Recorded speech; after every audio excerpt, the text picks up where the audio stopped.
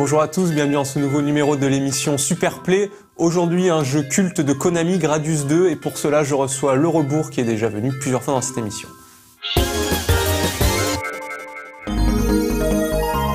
En 1986, un an après la sortie en arcade du mythique Gradius, Konami lance le développement de sa suite Gradius 2. Cependant, des désaccords vont naître au sein de l'équipe au sujet du scrolling. Sera-t-il horizontal comme pour le premier épisode ou bien vertical? Le retard pris sur le développement pousse Konami à sortir un jeu faisant office de spin-off dans la saga Gradius, Salamander, qui alterne scrolling horizontal et vertical. Il faudra donc attendre encore 2 ans pour voir arriver Gradius 2. Mais entre-temps, 2 autres shoot'em up sortent chez la concurrence, Darius et R-Type, qui eux aussi marqueront durablement les joueurs des années 80. Konami devait donc taper encore plus fort en renouvelant le concept tout en gardant les atouts de Gradius.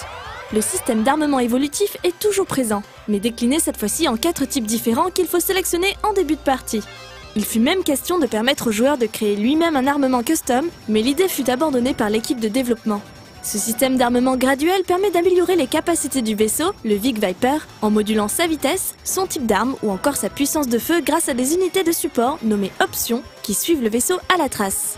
Il constitue l'élément fondamental du gameplay de Gradius. Et pour finir, le joueur a à sa disposition 2 boucliers, l'un constitué de 2 modules concentrés sur l'avant du Vic Viper, mais laissant le reste du fuselage à découvert, et un tout nouveau bouclier qui forme un champ d'énergie protégeant intégralement le vaisseau, mais qui est beaucoup moins solide. Avec Gradius 2, on découvre aussi pour la première fois un boss rush, c'est-à-dire un niveau qui contient tous les boss du jeu à la suite, ce qui est une première dans le monde de l'arcade. C'est un concept fort qui sera repris par tous les autres épisodes et par bien d'autres jeux d'arcade. Dernière difficulté à surmonter, l'option Hunter. Cet ennemi invulnérable qui apparaît de façon cyclique tentera de voler une voire l'intégralité des options. Mais notre super player Le Rebours ne va certainement pas se laisser dérober son matériel de pointe et va de ce pas exécuter fièrement sa mission et ne laissera personne s'échapper de la ligne de mire Shoot the Core. Alors Le Rebours, merci d'être parmi nous, hein. C'est la 6e fois que tu viens? Oui, voilà, actuellement ça fait la 6e fois. Ouais. 6e fois, mais la première fois sur un Gradius. Ah oui, la première fois sur un Gradius. Série que j'apprécie tout autant que la série Darius, hein, bien évidemment. Tu as fait beaucoup de Super Play sur Darius. Exactement, voilà. Et là, c'est Gradius. Tu es aussi parisien, j'aime bien préciser d'où viennent les gens, parce que l'émission est ouverte à tous les Français, même les francophones, j'ai envie de dire. Hein. Donc toi, tu viens de Paris, c'est mon 2e parisien après Shadow Gallery. Mais vous êtes pour l'instant les Parisiens, vous n'êtes pas en nombre, hein, c'est plus les provinciaux qui assurent dans le Super Play. Donc il faut m'amener des Parisiens, n'hésitez pas à venir. Bah écoute, on va faire en sorte de ramener quelques trucs au passage. Un petit peu toujours les yeux dans les étoiles, on va dire. Oh, d'accord, ok. Donc là, on voit ta fiche Super Player. Donc on voit que tu as mis en point positif persévérance, donc c'est-à-dire que tu lâches pas quoi. Oui, exactement. Ensuite, je considère pas avoir un niveau de fou furieux dans tous les jeux qui touchent à l'arcade et plus particulièrement le shoot'em up en regard de ce qu'ont pu faire d'autres personnes. Je pense notamment à Obi-Wan Shinobi, enfin Ben Shinobi en l'occurrence. Oui, mais bon, Ben Shinobi c'est un peu à part effectivement. Voilà. Mais non, on a déjà vu tes 5 codes Super Play. Le niveau est bien là, hein, quoi que tu en dises. Oui, enfin niveau en regard du fait que voilà, j'aime bien déjà. Si j'accroche au titre, qu'effectivement j'ai un affect pour le titre, ce qui est le cas avec la série des Darius et plus particulièrement Gradius, parce que moi mon premier shoot'em up ça a été ça, c'est cette version NES qui était un très bon portage de la version arcade. Effectivement, et peut-être étonnamment, quand j'étais jeune j'étais pas du tout patient, notamment dans le domaine du jeu vidéo. Voilà. Des shoot'em up quand on est jeune, c'est pas trop le type de jeu auquel exactement. Avec l'âge, étonnamment, on gagne, je dirais, en patience et maintenant j'aime bien me concentrer sur un titre déjà que j'aime bien. Je joue déjà pour me faire plaisir, pour me détendre étonnamment, mais j'aime bien persévérer au point d'atteindre un objectif aussi basique soit-il qu'un one credit ou parfois un one knife. Au scoring je joue pas trop non plus, mais voilà, j'aime bien aller jusqu'au bout de ce que je fais. D'accord, alors je lance le run et justement donc ton objectif ici, comme tu l'as dit, c'est de faire un one knife le premier loop de Gradius et Gradius 2, Gradius 2, oui, et donc le premier loop on va voir est déjà complètement fou, quoi. Oui. Bon, ensuite, ça reste un jeu qui est daté de 88, donc bien évidemment, il faut replacer ça dans le contexte de l'époque. Donc là, ça démarre comme le premier Gradius, hein, donc tu as cette espèce de petite interlude que l'on va retrouver entre chaque stage, où on traverse la Voie lactée, et donc ça commence. Ouais, voilà, ça commence un petit peu. Non, mais effectivement, cette partie-là, j'ai fait un one knife, mais pardon, je me dis qu'est-ce qui me passait dans ma tête. T'as l'impression que je vais me jeter sur les ennemis, que sais-je. Donc tout d'abord, je valide le laser, mais c'est pas le laser tel qu'on le connaît dans le premier Gradius. Là, c'est le Ripple Laser. Donc c'est cette espèce de vague énergétique qui est très très étendue. Donc ça permet effectivement de mieux balayer l'écran. Et là, on a ce stage-là, le premier stage qui s'appelle le stage des niveaux, des soleils artificiels. À la base, ça devait être le 5e niveau de Gradius 2, mais ils l'ont trouvé tellement impressionnant graphiquement que justement pour attirer les gens vers là-bas, ils se sont dit c'est ça que l'on doit mettre en premier stage. Et c'est d'ailleurs ce stage-là qui tourne durant la démo. C'était vraiment fait pour attirer les gens. C'est impressionnant ces dragons l'animation, elle est vraiment saisissante. Et donc en l'occurrence, le rank est quand même très différent par rapport au premier Gradius, parce que dans le premier Gradius c'est quand même très salaud, il faut le dire, c'est-à-dire plus tu survis, plus on t'en fout plein la gueule. Et là en l'occurrence c'est plutôt une série d'algorithmes au cours du niveau qui vont augmenter soit le rank du niveau, donc le comportement des ennemis, soit le rank global du jeu. Et donc là, dans le premier stage, alors effectivement, les dragons de feu, vous dites, ils se déplacent assez lentement ou autre, mais c'est un petit peu comme les zombies, en fait. Ça se déplace très très lentement, et en fait, au fur et à mesure, ça se resserre sur toi. Parce que le but, en fait, ils vont essayer, tu vois, ça apparaissent par deux, et le but, c'est de t'écraser contre le scrolling qui, lui, continue. Donc ça peut être très surprenant. C'est de te prendre en tenaille, quoi. C'est exactement ça. L'intelligence artificielle du jeu est vraiment... Voilà, c'est très très bien calibré. Et le truc là, c'est qu'effectivement, tu peux les laisser un petit peu vivants. Pourquoi ? Parce que, en fait, plus tu détruis les espèces de petites balles enflammées qu'ils envoient, et plus tu as la possibilité de faire apparaître donc les capsules rouges. Capsules rouges que l'on peut considérer un petit peu comme l'argent du jeu et qui au fur et à mesure met en surbrillance des éléments dans ce qu'on appelle la barre, la ceinture d'options, ou la barre de power-up comme vous voulez. Et donc ça permet au fur et à mesure de valider des armements. Donc, et là on a vu que tu as pris donc le shield. Nouveauté dans ce jeu, il y a 2 shields différents. Voilà. Toi, t'as pris donc le shield, le Force Field qui apparaît dans ce jeu. Tu peux nous dire pourquoi celui-là plutôt que alors effectivement le shield qui apparaissait dans le premier Gradius, c'était 2 espèces de modules qui se passaient devant ton vaisseau, mais ça ne couvrait pas l'intégralité du vaisseau. Mais par contre, ça encaisse beaucoup de tirs. C'est-à-dire que si un tir vient de l'arrière, par exemple, tu te fais tuer. Alors que là, le Force Field couvre l'intégralité de ton vaisseau. Par contre, il n'encaisse que 3 tirs, et en plus de ça augmente la taille de la hitbox parce qu'on considère que tu as un avantage. Ça, c'est fou, ça. Et là, par contre, pareil aussi, je pense que c'est pour ça qu'ils ont voulu le mettre dans le premier stage. Tu as aussi, pour 88, ce boss-là qui est saisissant, l'animation est magnifique. Le pattern n'est pas très complexe, mais comme un idiot, je me jette plusieurs fois sur les espèces de petits tirs bleus. Donc les tirs plasma. Et alors, chose amusante, effectivement, c'est un phénix. Logiquement, un phénix renaît de ses flammes. Là, en l'occurrence, c'est pas le cas. Heureusement, nous avons le Big Viper pour les exterminer définitivement de la galaxie. Et donc là, on recommence sur le petit interlude pour refaire le plan power-up. Donc alors là, je me fais volontairement toucher parce que bien évidemment, je régénère quand je le peux mon bouclier. Et vous allez voir plusieurs fois. Parce que le bouclier a 3 niveaux de. Voilà, 3 niveaux. Bien évidemment, quand vous perdez, quand il perd en efficacité, la taille de la hitbox se réduit pour autant.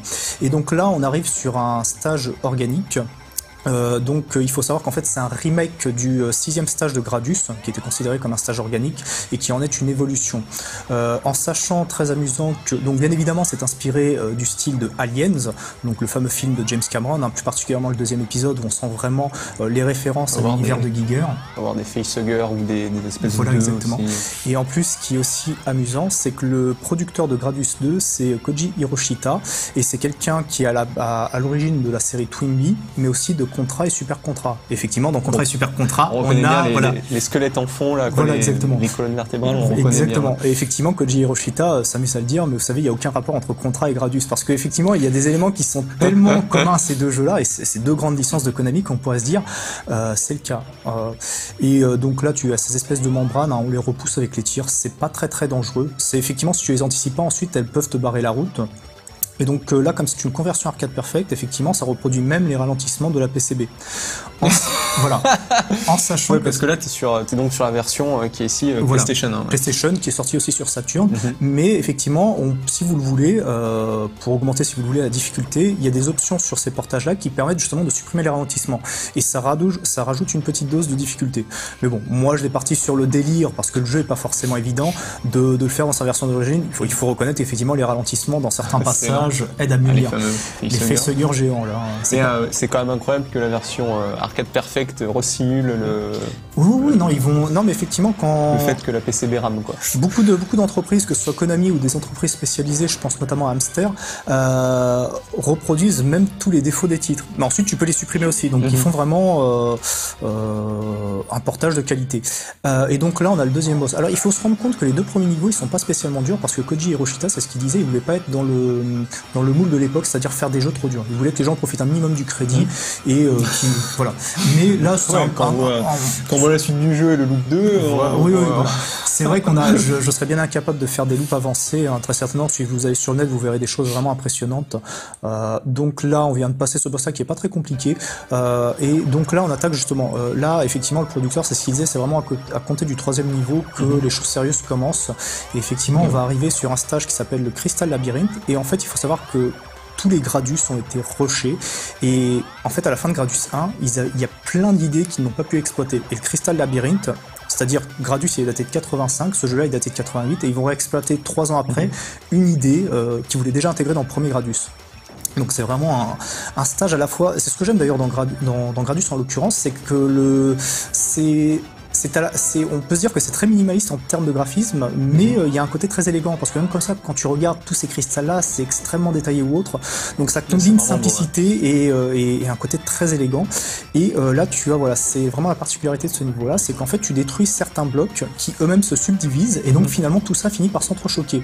Donc là, on a un petit aperçu de ce que l'on va avoir sur la seconde moitié du stage. En sachant que ces blocs-là, bien évidemment, ils rebondissent, mais ils ont programmé aussi, ils ont programmé l'algorithme de telle façon à ce que lorsqu'un bloc de cristal est proche de toi, il va être un petit peu attiré par toi pour justement toujours être dans la tension, toujours te dire, en fait, ça ne se contente pas de rebondir, des fois, ça vient vers toi. Et c'est complètement aléatoire. Parce qu'effectivement... Tu disais qu'il y a une part d'aléatoire dans ce jeu, c'est justement les rebonds des blocs de glace entre eux. T'as pas de chemin précis, quoi. Ah, il n'y a pas de chemin précis. Tu peux anticiper, je dirais, 50% par rapport au level design. Par exemple, ces blocs-là, tu sais qu'ils arrivent à ce moment-là, mais pareil, la façon dont ils vont s'entrechoquer varie d'une partie à l'autre. Et donc il faut faire très attention, bien évidemment. En plus de ça, tu as les tourelles. Alors par contre, effectivement, dans Gradius 2, les tourelles ne tirent pas tant que ça, parce que en fait, tout simplement, le level design est un petit peu plus claustrophobique par rapport au premier Gradius, et effectivement, ils sont peut-être un petit peu moins lâchés sur les tourelles. Et donc là, on va commencer à aborder la deuxième section, et c'est celle où effectivement on peut se casser la gueule, où là, il te balance des blocs dans tous les sens, et ça va rebondir. Donc vraiment, c'est aléatoire d'une partie à l'autre, mais le meilleur moyen, c'est que tu vois, c'est de toujours faire des mouvements vers le haut ou vers le bas, pour que l'intégralité des options, en fait, forme un espèce de barrage, et que tu puisses, détruire au maximum, tu essayes au maximum de contenir le flux de blocs, en sachant que même comme ça, tu peux pas tout contenir, et donc ce qui fait que tu dois avoir une visibilité globale de l'intégralité de l'aire de jeu. On peut vite être débordé, quoi. Voilà, le problème c'est que si tu en as qui sont derrière toi, c'est là que ça devient dangereux, parce que ça commence à se trop choquer. Mais la technique, c'est à ce moment-là de regrouper toutes les options autour de toi en faisant des moulinets. Elles vont se regrouper et ça va maximiser en fait ton Ripple Laser, donc qui est un tir qui a une cadence de tir très très élevée. D'accord. Et ta stratégie, c'est quoi? C'est casser les gros blocs en premier, ou il n'y a pas de stratégie, c'est au feeling, là c'est complètement aléatoire. Parce que les gros blocs font des petits blocs, et t'as pas peur d'être trop submergé par les petits blocs si tu fais les gros blocs? Tu le gères sur le moment. Des fois tu en laisses passer, d'autres fois tu dis il faut que tu tires, c'est vraiment au feeling. Et là tu as un boss, les boss sont pas vraiment compliqués dans Gradius 2, mais celui-ci, c'est le Crystal Core là en l'occurrence, et voilà, c'est simplement ce croisement là qui peut être assez salaud. Ah oui, là, les petits tirs bleus, ils sont quand même... Voilà, c'est un petit peu vicieux, mais bon, c'est pas non plus d'une complexité infinie, et donc tu le fais très très vite sauter. Ce qui est vraiment la vraie difficulté dans Gradius 2, c'est vraiment la traversée des niveaux. Les boss sont pas compliqués, mis à part un passage que l'on verra plus tard dans le courant du jeu. Et donc là, on arrive dans le 4e niveau, et bien évidemment, Gradius, tu as un univers qui lui est propre, et effectivement... les producteurs de l'époque, maintenant je ne me souviens plus du nom, mais en l'occurrence ils voulaient quand même garder le moule de Gradius, son univers, ce qui avait fait sa force, et donc là on va arriver sur le Volcano Stage, une évolution. Le Volcano Stage c'est quoi? C'est le premier niveau de Gradius, et là c'est une évolution de ce niveau-là. Et petite question, là on voit que le speed-up tu le montes pas au max, pourquoi? Tout simplement parce que ça deviendrait une savonnette, et là par contre je me permets de te couper la parole. On a la nouveauté de ce titre là, c'est l'Option Hunter. Le truc qui est passé. Voilà le truc qui est passé. C'est un qui est annoncé par un bruit très strident. Très strident. Donc tout de suite, ça te fout un stress assez énormissime. Et en fait, c'est tout simplement un ennemi qui peut voler tes options, tout simplement. Donc forcément. Les options, c'est les petits ronds, petits ronds rouges qu'on voit. Ce sont les balles énergétiques qui effectivement décuplent, quadruplent ta puissance de feu. Et donc il peut les voler. Et forcément, si t'en voles une ou deux, ça peut encore aller. Mais s'il te vole les 4. Alors c'est-à-dire comment ça marche? Il faut qu'ils passent dessus. Il faut qu'ils passent dessus, ouais. Donc c'est-à-dire si elles sont toutes à la verticale, au pire il peut en prendre une, mais si elles sont alignées horizontalement, il peut toutes les prendre d'un coup. Tu te retrouves à poil et là tu pleures. Tu pleures toutes les larmes de ton corps. Et il faut savoir qu'en fait à la base c'était pas un ennemi qui était prévu, c'était vraiment la fin du développement. C'était en train de rusher, il faut qu'il finisse, il faut qu'il livre le jeu au grand responsable de Konami. Et ils se sont dit il faut qu'on introduise cet élément-là. Pourquoi? Parce qu'effectivement dans Gradius, même comme ça, c'est à double tranchant. Quand t'as l'armement au maximum, si tu connais bien le jeu, bah tu peux quand même pas mal contenir le titre. Et ils se sont dit que c'était quand même trop simple et qu'effectivement si c'est trop simple, ils se sont dit bah écoute, on va rajouter ça, et en sachant qu'il va réapparaître très régulièrement dans le jeu de façon cyclique, et plus on s'approche de la fin du jeu et plus il apparaît régulièrement. Et s'il apparaît alors que tu es en train d'affronter un boss, que tu dois esquiver un pattern et qu'au bout d'un moment tu entends ce truc là qui arrive et que tu commences à stresser, tu ne fais plus attention à ce qui se passe, soit tu meurs, soit tu te fais capturer une option ou deux, ça va, mais si tu captures tout et que tu es dans un niveau assez énorme, assez difficile, ça devient très très chaud. Et là encore, petite flemmardise, pareil. Tu disais, ils finissent les jeux à l'arrache, voilà. Là ça en est la preuve. Voilà, ça c'en est la preuve, c'est le Deathcore MK2, et en fait ce sprite là, c'est juste une reprise d'un sprite qui existait déjà dans Salamander. Jeu de 86. Ouais, donc qui est sorti entre Gradius et ce jeu. Et ce jeu-là. Et par contre, ils ont quand même complètement revu le pattern. Et à l'époque, c'était vraiment le plus gros laser que l'on pouvait voir dans un jeu. Et par contre, ce boss-là, il est assez salaud. Vous dites que le déplacement, il est très simple, mais en fait, le laser part tellement rapidement. Et c'est très large. Voilà. Et ses déplacements sont complètement aléatoires. Donc, ce qui fait que tu te décales, et au bout d'un moment, il arrive à créer le décalage où il va te mettre le laser. Et c'est super salaud. Et ça part très très vite. Et la hitbox, en plus de ce laser-là, il est énorme. C'est-à-dire, même si tu le frôles, des fois, il t'emporte. Il emporte le bouclier, il t'emporte en même temps. On a un poil parlé de la hitbox tout à l'heure, mais l'Option Hunter, c'est ça? Ouais. Revient. Là, c'était assez. Oui. Non, par contre, il était apparu au moment du boss, mais là, j'aurais été très gêné, oui. Donc, tout à l'heure, sur la hitbox, on en parlait légèrement. Tu disais qu'elle était plus grande quand tu as le bouclier. Donc là, tu as le bouclier à fond, donc elle est plus grosse que ton vaisseau actuellement. Ouais. Et quand tu n'as pas de bouclier, tu m'as dit qu'elle était légèrement plus petite que le vaisseau, mais c'est quand même une box énorme. Énorme. Et en plus de ça, tu as les hitbox qui varient en fonction des éléments de décor. Et là, toujours pour rester dans la tradition Gradius, dans l'univers de Gradius, on a le fameux stage des Moai. En sachant que dans le premier Gradius, donc c'est des stages avec un espèce de scrolling infini. Donc tu peux monter, tu peux descendre. Ça se répète indéfiniment. Effectivement, dans le premier Gradius, les plaques rocheuses, elles étaient vraiment espacées. Et donc là, en fait, ils ont fait en sorte que tout soit beaucoup plus compact pour éviter justement d'échapper. C'est-à-dire que dans ce niveau-là, voilà, en plus là, je perds le bouclier, t'as des anneaux énergétiques dans tous les sens. T'as des ennemis qui me tirent derrière, devant. Des fois, t'as des anneaux énergétiques qui arrivent d'en haut et d'en bas. Et le truc qu'il y a, c'est qu'ils ont tout resserré pour que justement, tu ne puisses plus t'enfuir aussi facilement que dans le premier Gradius. Et en plus, le niveau, il est plus long et tu as des nouveaux Moai qui apparaissent. Donc là, on vient de passer une frontière et on arrive sur les nouveaux Moai. Le stage s'appelle la revanche des Moai, justement. Et donc là, on a des Moai qui sont pas du tout contents et qui peuvent se tourner. Voilà, qui peuvent se tourner. Et en plus de ça, ils ont une cadence de tir qui est décuplée. Et ils résistent. Ils sont un peu plus résistants. Pourquoi? Parce qu'en fait, ils balancent tellement de tirs que les tirs couvrent en fait leur point névralgique qui est la bouche que l'on fait sauter. Et en plus de ça, si tu joues avec le scrolling avec le scrolling vertical ou vers le bas, vertical tout simplement, c'est que si tu descends comme un malade et que tu te rapproches d'une plaque rocheuse et que tu as un Moai qui est allongé et qui relève la tête, il t'emporte. Donc là, il faut pas se déplacer n'importe comment, il faut toujours rester au niveau des Moai, près de leur bouche, en concentrant les options pour qu'ils évitent effectivement de balancer un max de tir et tout de suite les tuer avant qu'ils ne commencent à déborder. Mais tu as aussi des fois les petites basses qui balancent des ennemis qui eux peuvent traverser les plaques rocheuses et qui effectivement donc peuvent te faire dévier de ta route. En sachant que là, je n'ai pas de route précise, j'y vais vraiment pareil. C'est au feeling là. Tu traverses en mode je dois survivre, je dois me sortir de ce mauvais pas à tout prix. Il n'y a pas de chemin précis donc. Moi, ça me sidère toujours les shoot'em up, c'est vraiment le style de jeu où je suis mauvais, quoi. J'aurais mis si j'étais super player dans ma fiche, j'aurais mis 0 sur 5, tu vois, alors que toi t'as mis 5 sur 5, et que tu avais raison de mettre 5 sur 5. Mais là, ce qui me sidère encore plus, donc t'évites vraiment toutes les balles, mais c'est comme tu places bien tes options. C'est vraiment, tu bouges pour éviter les tirs, et en plus tu bouges pour placer tes options. Et c'est exactement ça, c'est la particularité de Gradius. C'est l'intérêt du jeu, mais c'est vraiment... important de regarder tes options, comment tu les places. C'est vrai qu'ensuite c'est très difficile à expliquer, ensuite ça devient presque naturel de placer ces options, mais tout simplement en fait elles reproduisent ton mouvement, tout simplement. Donc ensuite il y a des placements qui sont relativement connus, par exemple si tu fais des espèces de tourniquets, ça les regroupe autour de toi et ça te permet de concentrer les tirs, ou tu formes des barrages en faisant des mouvements au bas, ou par exemple ce qu'on a vu avec le double missile, effectivement je les aligne en faisant des allers-retours pour que justement profiter de l'espacement du double missile. Et donc là on arrive sur les moai géants, en sachant que dans cette phase là il y a vraiment moyen de faire du leeching tout simplement, parce qu'en fait plus tu infliges de dégâts, même si enfin on voit pas qu'on inflige du dégât à ces ennemis là, et si tu les laisses tirer ces espèces de mini moai, au bout d'un moment tu as l'écran qui déborde de ces mini moai, il les tire ensuite en rafale. Et le truc, c'est qu'en fait, tu te mets au bout de l'écran avec cet armement-là. C'est ce que j'essaie de faire, mais ensuite, comme je vous l'ai bien ramé, voilà, ça fait bien ramé.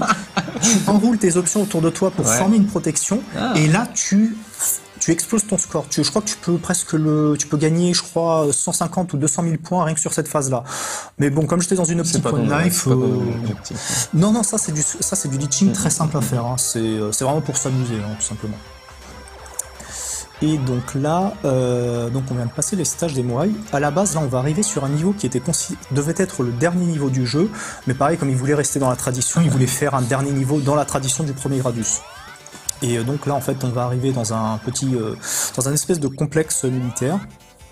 Et donc ça, c'est un niveau qui va devenir récurrent, c'est le High Speed Stage. C'est-à-dire que là, on a le tempo de la musique qui s'accélère et t'as donc le scrolling qui s'accélère lui-même. Et donc j'ai validé aussi un deuxième speed-up. Pourquoi ? Parce qu'avec un speed-up, tu ne peux pas suivre le rythme. Là, par contre, ce stage-là, c'est purement du par cœur. Et là, parce qu'il y a des cul-de-sac, par exemple. Voilà. Là, tu peux pas le faire au feeling. Justement, là, c'est vraiment du par cœur. Tu as un chemin idéal qui te permet justement d'avoir toutes les bonnes ouvertures de porte pour passer, on va dire, sans trop de soucis. Et là aussi, ça ne sert à rien de valider son bouclier. Pourquoi ? Parce que tout simplement... C'est-à-dire, c'est le petit point d'interrogation qui est à la prochaine case. Ouais, on voit justement que tu prends pas de pastille rouge. Exactement. Tu restes à une case de l'option. Là, tu viens de le prendre. Voilà, mais je ne veux pas. Le bouclier. Pourquoi ? Parce que tu as ces espèces de pastilles rouges, elles mangent tout de suite ton bouclier. Donc, je dois faire en sorte de traverser le stage à poil. Je sors de ce complexe militaire et je valide à ce moment-là mon bouclier parce que je sais que, là, je ne vais pas le perdre. La seule difficulté, c'est que des fois, tu as les tourelles, elles peuvent te balancer un petit tir assez salaud. Et donc là on arrive sur le Big Core MK2 qui est l'évolution du premier Big Core, donc c'est double armement, full armament. C'est un boss très simple tout simplement parce que quand tu valides un speed-up, tu augmentes l'espacement des options. Et donc là tu te contentes en fait de placer tes options et tu détruis ce boss très simplement. Il n'est pas du tout difficile. Donc c'est mieux pour toi, plus les options sont écartées, plus ça arrose l'écran. De toute façon j'étais obligé de valider un speed-up pour traverser le niveau. C'est même assez problématique parce que pendant presque 2 tiers du jeu, tu es habitué à une certaine vitesse et là tu dois te réadapter. Et donc là on arrive sur le truc classique, c'est la phase de brush. Et donc là tu peux refaire le plein, donc je vais ramasser quand même des power-ups, je suis obligé, et donc je garde ma ceinture d'options pour revalider potentiellement un bouclier.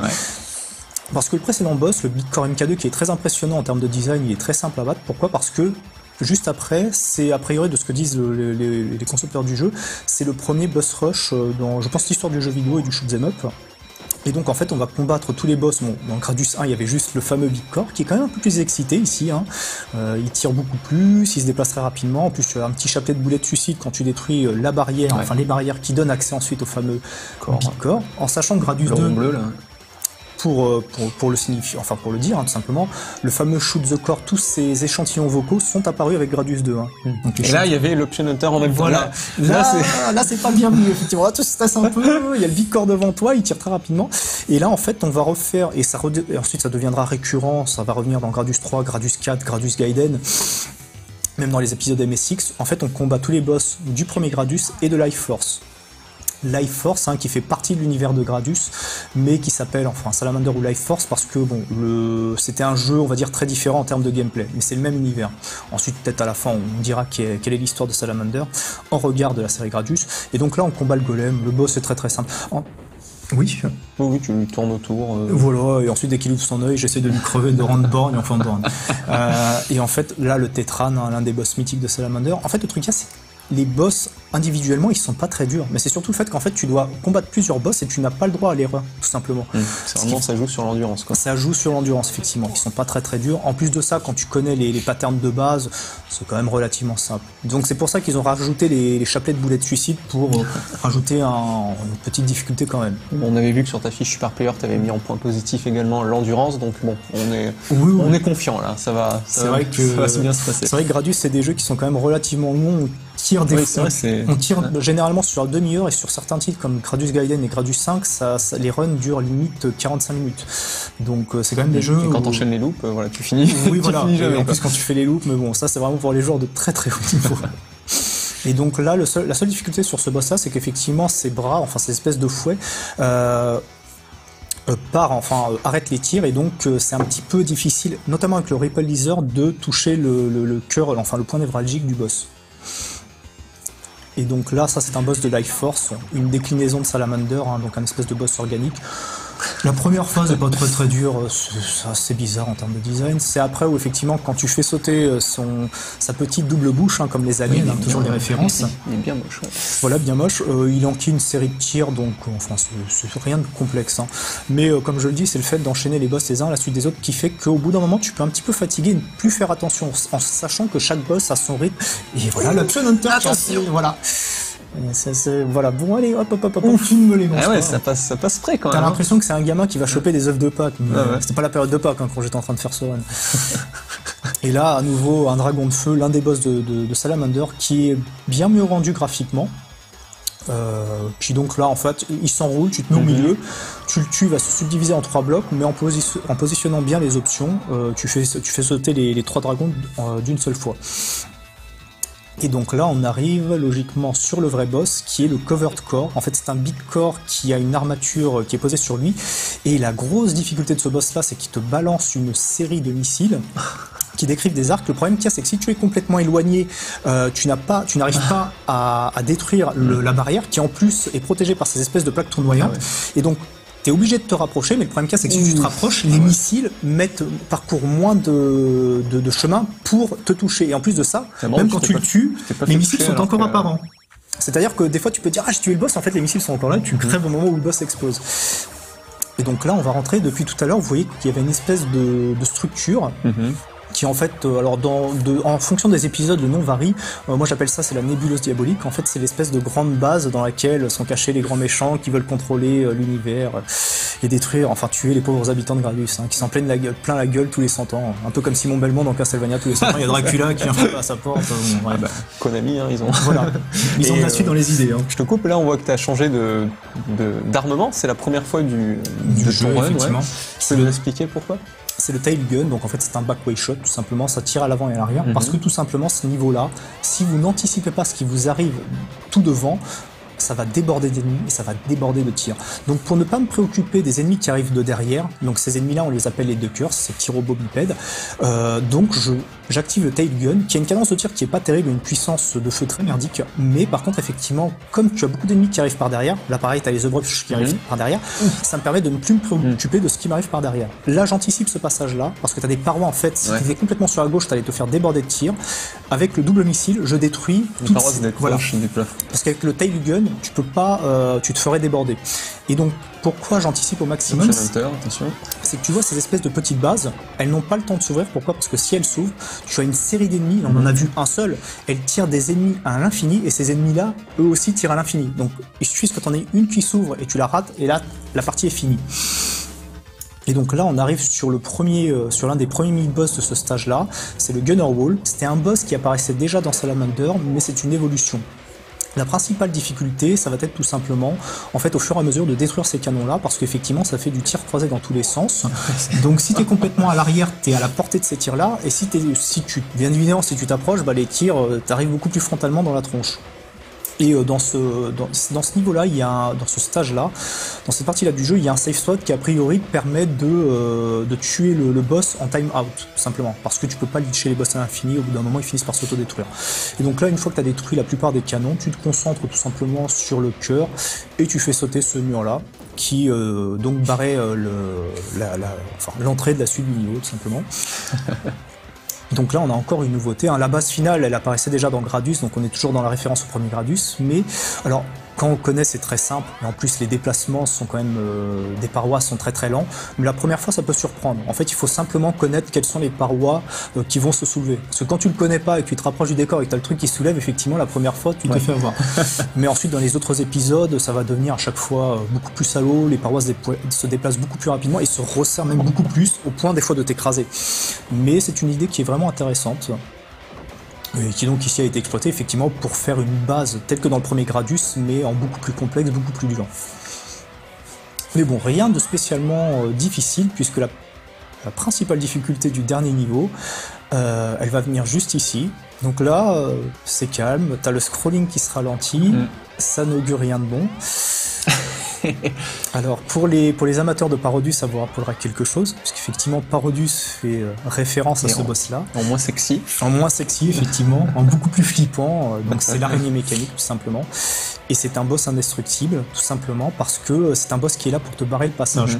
Mais les tirs des ennemis passent à travers. Voilà, et en plus, tu as l'Option Hunter qui est là. Oh là, je dois garder. Voilà. C'est entre deux options. Et pourquoi? Et là, j'ai vraiment besoin de mes options parce que tu as les Duckers qui arrivent.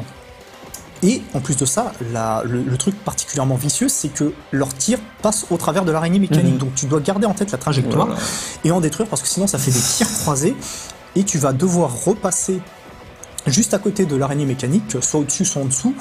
Et en plus de ça aussi, la hitbox de chacune des mandibules pattes de cette araignée-là, elle est très très grosse. Donc là, j'arrive à m'en sortir, je suis tout content, mais je me mange encore un ou deux hits. Donc là, je fais un peu moins le malin, je nettoie, et là, on arrive à la fin de Gradius 2. Donc là, effectivement, il y a eu une petite erreur de programmation. Effectivement, comme dans tous les Gradius, tu as une paroi qui va se refermer et qui donne accès au dernier boss. Dernier boss qui est une blague, bien évidemment.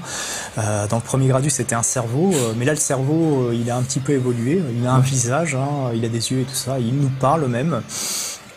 Et finalement, c'est un boss qui ne sert pas à grand-chose. La difficulté n'est plus là, quoi. Là, voilà. Mais là, tu sais que t'as fini, quoi.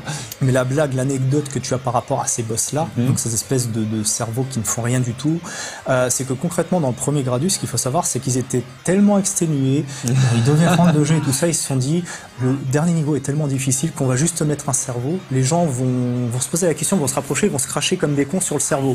Et on ne se fait avoir que la première fois. Moi, je sais que quand j'étais gamin, quand j'avais One Credit, le premier Gradius sur NES, je me suis fait avoir aussi, je me dis, qu'est-ce qui se passe et tout, et tu sais, je me jette comme un idiot sur le cerveau, je meurs et je recommence à poil.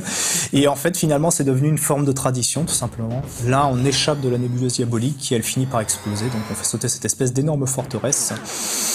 Et peut-être je dis une bêtise, mais j'ai cru entendre que c'était un des premiers jeux avec du son, quoi, des ennemis qui parlent. Pas le premier jeu, c'est le premier shoot'em up où effectivement.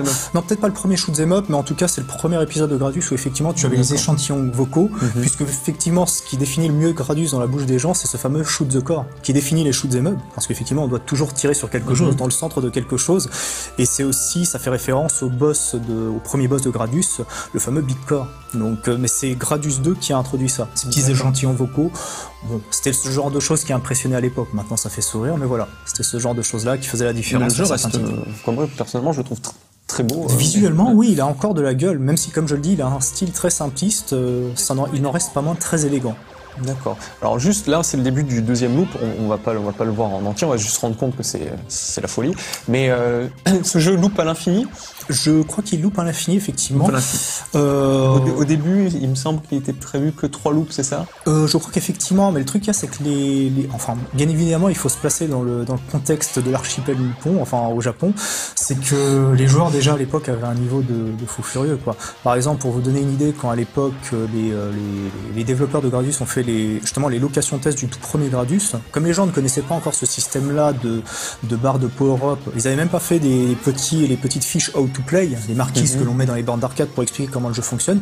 Tu avais quand même des joueurs qui arrivaient à finir le premier niveau de Gradius à poil, juste avec un petit tir, avec le Viper qui est tout lent, tu vois.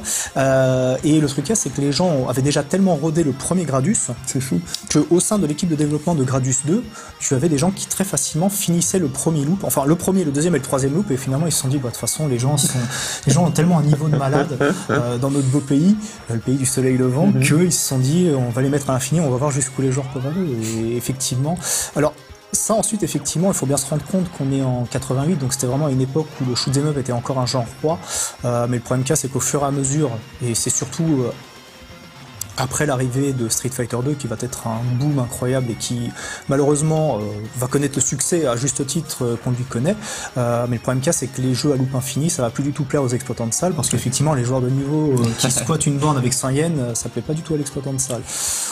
Donc effectivement de plus en plus les shoot'em up ensuite vont raccourcir leur durée pour convenir à des exigences de rentabilité,